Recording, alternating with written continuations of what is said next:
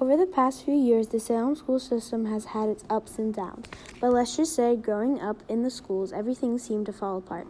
Getting a new principal every couple months or years. It just felt like no one really cared about how it was affecting us because everyone just kept leaving. As a student, I felt so powerless because I couldn't change anything that was happening. I've been in the Salem School District my whole school career. I was first put in preschool at Bentley, before it is now known as Bentley Academy, and I liked it. I already had an older sister in school, Julia. She went to Nathaniel Bowditch.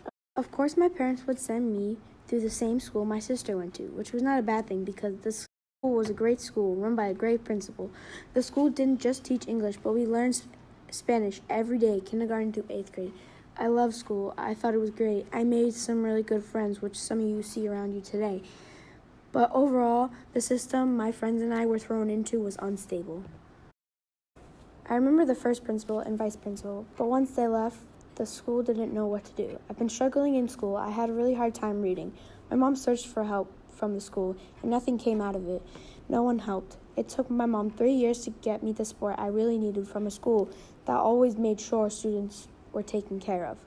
I was always being told by the teachers I was doing it wrong, but yet they never bothered to help. The new principal, whoever it was at that time, thought all students were alike, so extra help wasn't needed for a student.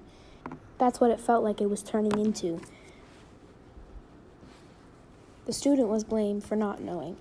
Out of nowhere, new rules came to the school, such as track, and somehow uniforms were being added to the rules. They really tried to make the school better, but just nothing worked. They weren't understanding that students had ideas to help the school, but we were being ignored. The teachers made student leader groups for new ideas that were going to be used in the school. They only ended up having 2 meetings, and the principal that planned it ended up leaving.